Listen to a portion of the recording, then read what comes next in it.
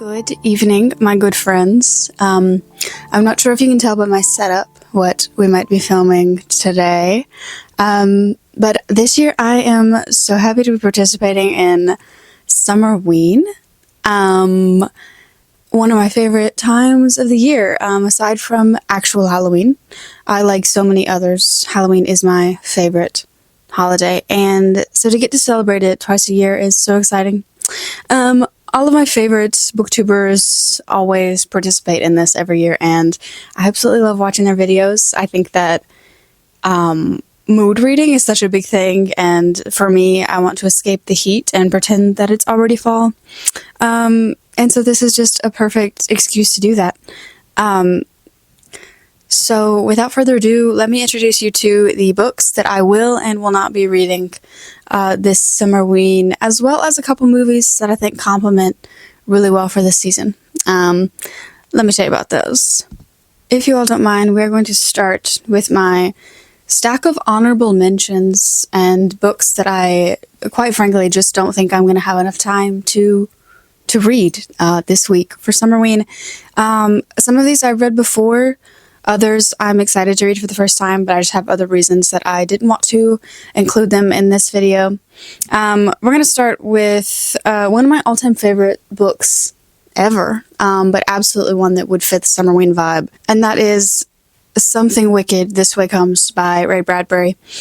I absolutely adore this book. It has everything. It has storms and lightning and thunder, and it has sort of a carnival of sorts, and it has mysterious men who can reverse their age, maybe some skeleton creatures, all sorts of things. It is very creepy, but very good. I don't think it necessarily fits within the like thriller horror genre, but it is just a standalone book that I think you could read any time of the year if you're up for like a spooky little read. I thought this was so fun, and I've probably read it twice now at least. I love this book, but this is my first honorable mention. Next, I will be presenting you with a book that I am saving for the winter. I thought about reading Talk to Me this week. It is an anthology of Arctic horror stories. I just thought, why not add this for my little horror, for the horror category, but I think I just really want to save it for when it is snowy and icy outside. I'm very excited to read this. I believe I saw Emmy Reads read this maybe last year before, but I'm really excited for this one, but I wanted to save it for the winter. Next is one of my favorite thriller authors. I know a lot of people, there's mixed opinions on her writing, but I absolutely love Lucy Foley, and one of my favorites by her is The Hunting Party. I think this one might be a favorite because it also has to do with snow and maybe the winter, but I just think it's really good. I like how she writes in giving you the information at the beginning of this is what has happened, but throughout the whole entire book you have no idea who's died or who has killed them, and everybody could have a motive, and it's just so fun. I always think it's a good time reading these books. But like I said, I've already read this one, and I just didn't want to add it to the list. So this is a really good one if you ever want a quick thriller. Moving into more of a horror mood is The Troop by Nick Cutter. I read this for the first time last year, and let me tell you, this book is gross. It is gross. It's about a Boy Scout troop on a little trip out on an island, Prince Edward Island to be exact, and basically they just come across this genetically modified bioengineered weapon, and they're all affected, and some of them are infected. But it was really good. I think I read the first half of it physically, and then the second half I listened to. It was a little slow for me, but I think listening to it was more fun of an experience. That's what I tend to find with thrillers and horror books, is that I just prefer listening to them. But yeah, so that's another one. And then last but not least, I was actually really sad that I didn't think I could include this one, and it's just because I don't think I would have enough time. And that's Between Two Fires by Christopher Billman, I believe. I don't know if I'm saying that wrong, correct me. And this is an epic tale of medieval horror.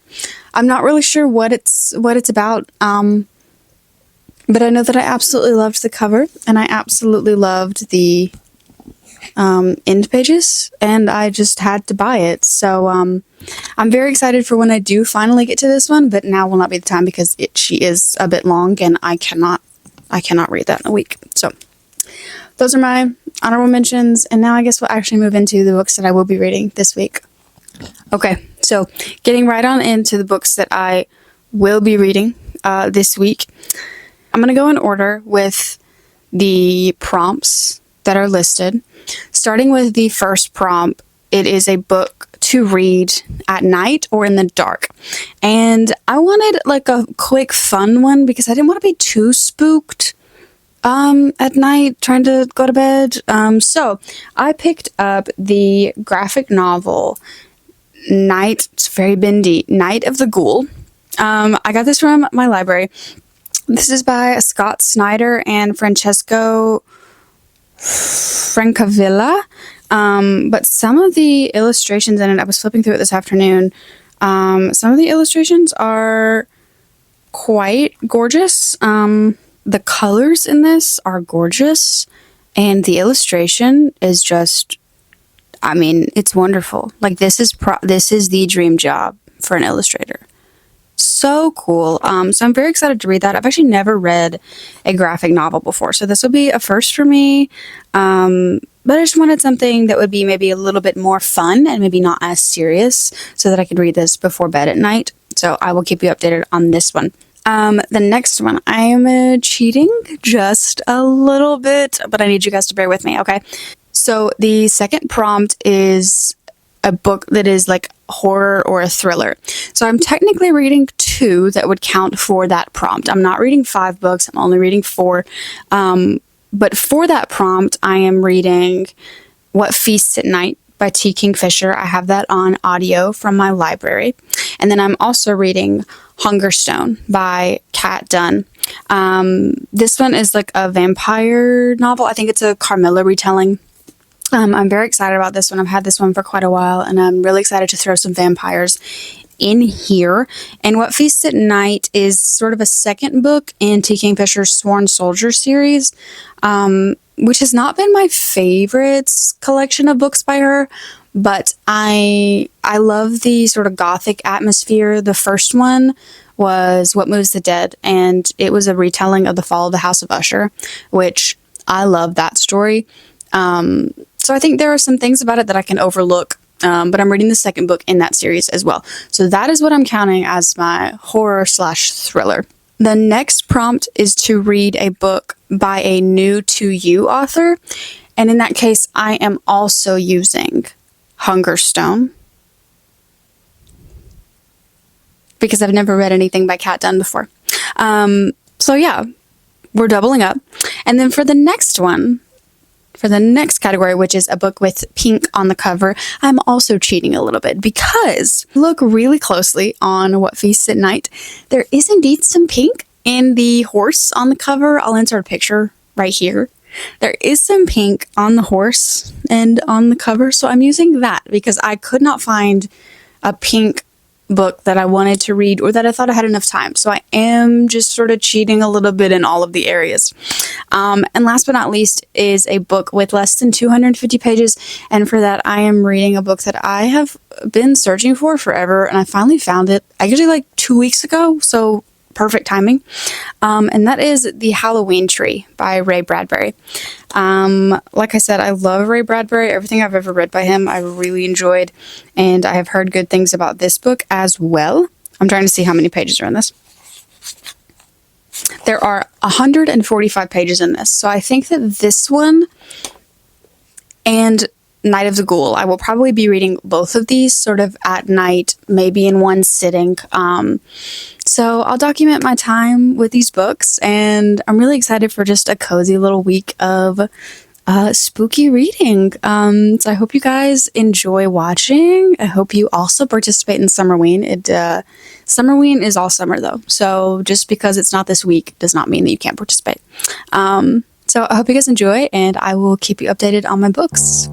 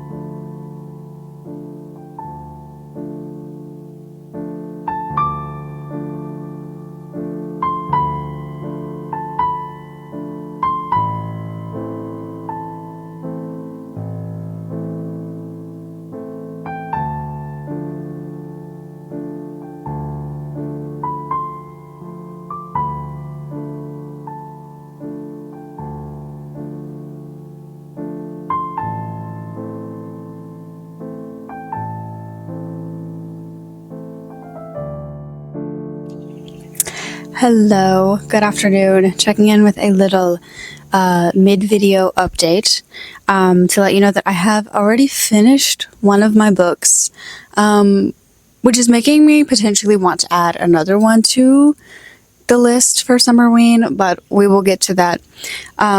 First, let me tell you how everything's going, okay? So I have started What Feasts at Night. I've started Hungerstone, and I have started Night of the Ghoul. The only one I have left that I have not started, that I was hoping to potentially read tonight, maybe tomorrow night, and do it all in like one sitting, is The Halloween Tree. And that's a little 145-page, technically a children's book, I think, so I think that one will be easy to knock out. I think maybe tomorrow night will be the time for this, but really looking forward to it. Last night, I started Night of the Ghoul, and I think I mentioned that I have never read a graphic novel before, and I don't know if it's just this graphic novel in particular, or if it would be like this for the rest. I might just love a graphic novel. I might love a graphic novel. It's like the reading equivalent of watching a movie. Like, I know that a lot of people say when they read, they can see what they're reading. That's not always the case for me. But this, it felt like the same ease of watching a movie, but in reading a book. which, I mean, technically that's what it is, because it's, you know, illustrated wonderfully, and I have words right alongside it. Like, yes, technically that is what it is. But all that to say, I'm really enjoying it. Night of the Ghoul is sort of, it's a father and son duo who have been doing research on this filmmaker who apparently made the greatest horror movie of all time. But the horror movie never actually made it to theaters because the like studio that it was made in and all of the film, I think most of the cast and crew died and the studio caught on fire. So a majority of the film was destroyed. So it never actually made it to the silver screen. So their life's work has been to hunt down the filmmaker and sort of ask him, you know, what happened? Why did you never go back and try and finish it? Why did we never get an ending? What happened? Why did you neglect the project? And so they track him down to this senior like living facility, and he basically starts telling them the story of, yes, this was the movie, this is what the movie was about, you know, the movie. Everything in the movie was real. Every ounce of it is real, and that's why they've kept me locked away in these homes for years, because I'm telling the truth about who they are. He tells them, this is your last night alive. You will meet the ghoul tonight. It's been really good so far. Really, really, really good. One of the things that I'm absolutely loving about the books that I've chosen is I feel like they all overlap with each other a little bit. Let me explain. So in The Night of the Ghoul, the movie opens with soldiers at war out on the battlefield. They're meeting the ghoul for the first time. What Feasts at Night is obviously a part of T. Kingfisher's Sworn Soldier series. So Alex Easton is a soldier, and we get flashbacks in that book about their time in the war. Really cool. So already overlapping. Really like that. Another overlap that I have found is in What Feasts at Night. They are dealing with a spirit that comes to them in dreams called the Moroi. And the Moroi, basically, it can shapeshift into a moth. Really cool. Want to be that.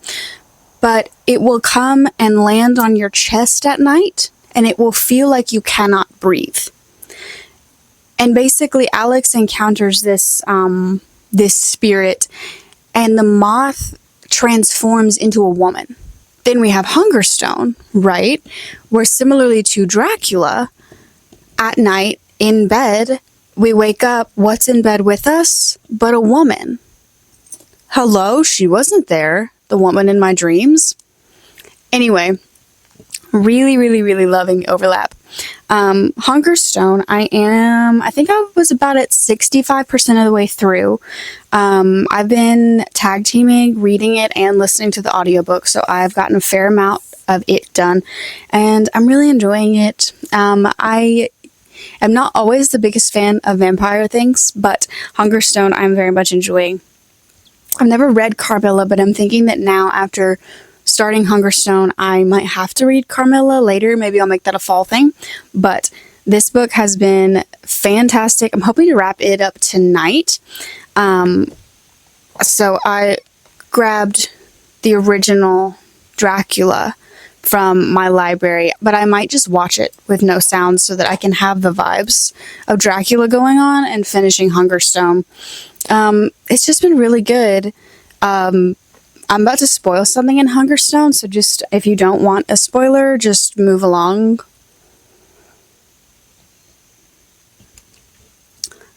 So today I got to the part where she finds out that her husband has been poisoning her. And he said that Carmilla was the problem. Anyway, this book has been like reading the gossip columns. Like, their life, hello. But that one has been fantastic. I'm really loving Hungerstone, so I'm excited to finish that one up tonight. The book that I did finish is What Feasts at Night. I finished it this afternoon. It was only like a 5-hour audiobook. probably will be my least favorite one that I have read for this week.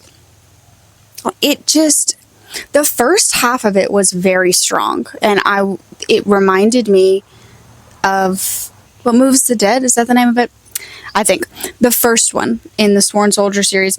It gave the same like creepy vibes. We're in this place and we're sort of unsure as to what's causing these weird occurrences, and everybody's a little freaked out, but nobody wants to say it. They're very gothic. The descriptions were very good. But then I felt like as we got further into it, probably about the halfway point, it became very... I hate using this word to describe books because there's not always something wrong with it, but for this one, it just didn't work for me. It became very childish, and I felt very much like I was watching an episode of Gravity Falls versus reading like a gothic horror novel, which I don't know that gothic horror is technically what that book like wants to be, but that's what I want it to be. That's what I want it to be, and that's what the first half of the book felt like. So then to have the second half sort of go downhill. Anyway, I wrapped it up. Like I said, I love the overlapping themes between the books and that book. So overall, a good experience. I think I maybe gave it a 3 out of 5, which is about an average rating for me. Really glad to be actually making my way through these books. I've always been hesitant to try any sort of, not challenge, but thing like this where I have to read books in a certain amount of time, because it's never really been something I've been good at. But I think I've just picked really good books. I didn't even tell you. So Hungerstone, 60% of the way through. I mentioned this, hoping to finish it tonight while watching Dracula.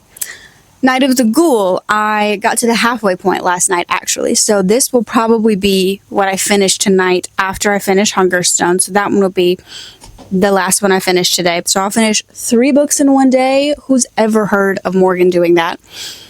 We'll read The Halloween Tree tomorrow night in one sitting. Hopefully with a cozy little beverage, probably. Maybe a pumpkin spice latte in July. You know how it is. And since I'm on such a good track with these books, what I have decided to do is pick up another one. I think I'll let you know how that goes. I'm still sticking to these 4 as my main TBR for this week, but I have been really intrigued by this book called Freakslaw. I don't know exactly everything that it's about, but it appears to be a horror novel set in a carnival. So I put it on hold at my library. I'm hoping to pick it up tomorrow. I do have the ebook though, so one way or another, I will be hopefully at least starting, if not finishing, that book within this vlog as well. But yeah, so that's how the reading is going, and that's my ambitious addition to the TBR. I believe that one's about 330 pages, maybe.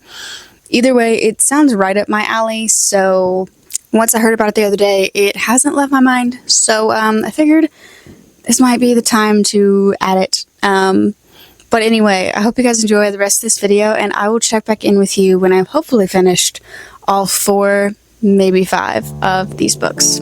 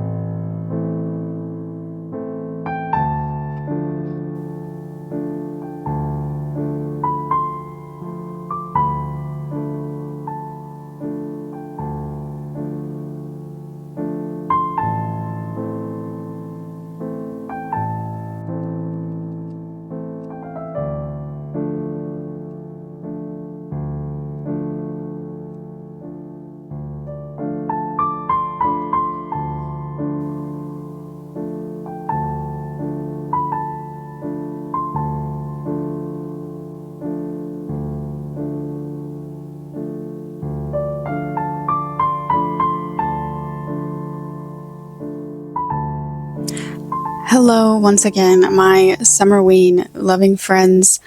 This is unfortunately my last update for the video. I just wanted to sit down and give you guys a little recap of everything that I read, what I thought about all of it, and just remark on the wonderful time that I had doing this video.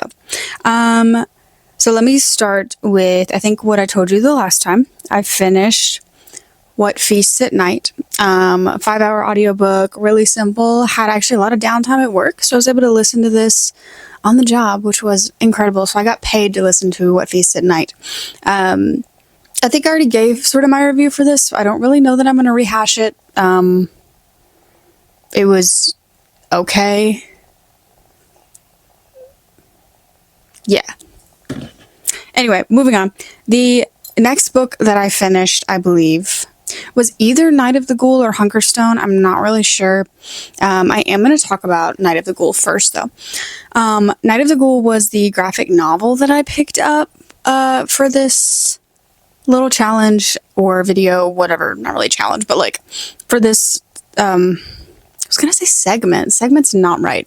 For this little video, I guess is what I'm going to say.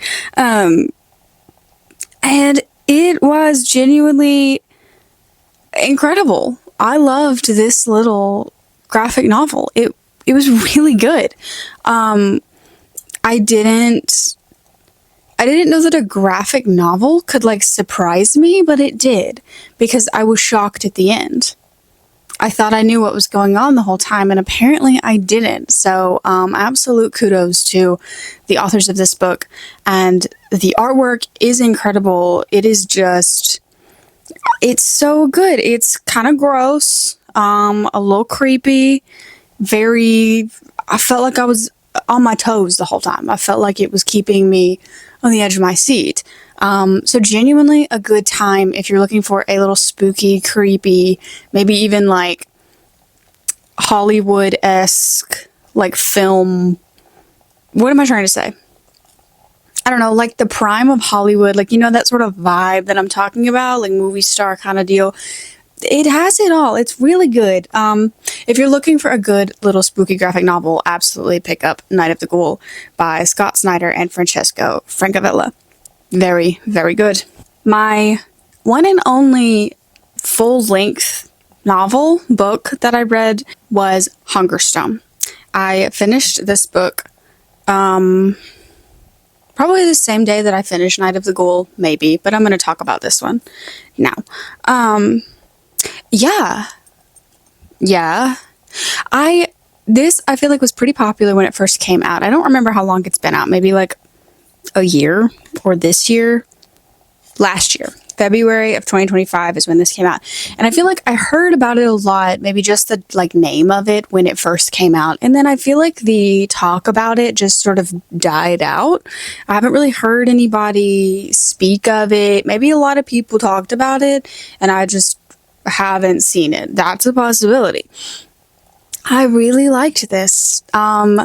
This is a Carmilla retelling, sort of. I think it's like loosely based on Carmilla. I'm not quite sure. I've never read Carmilla, and I feel like I need to now. But this follows our main character, Lenore. Yes, Lenore. And her husband as they move to their estate out on Hungerstone Edge.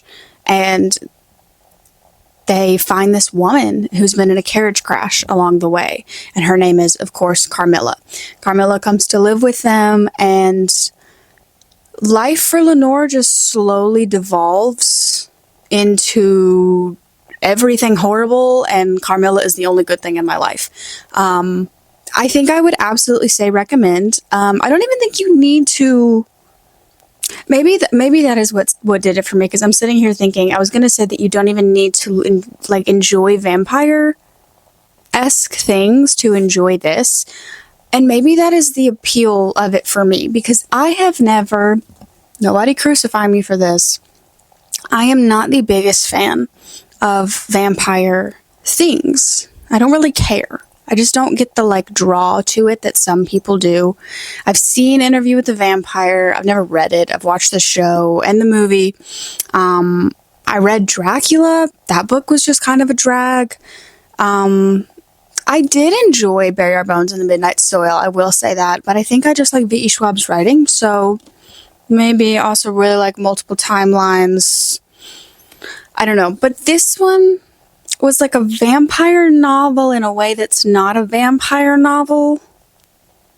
Like, if you squinted, it had nothing to do. It had no vampiric quality at all. And maybe that's what I liked about it. Very good read. I did like half and half audio because I had downtime at work. So I did like half and half audio and half actually reading it. And I think both were great. The audiobook narrator was fantastic, and I really felt like it was Lenore talking to me, telling me the story. Just a good little novel. The ending is, yeah, it's nice. It's incredible. It's nice. Okay, that's all for Hungerstone. We're moving on.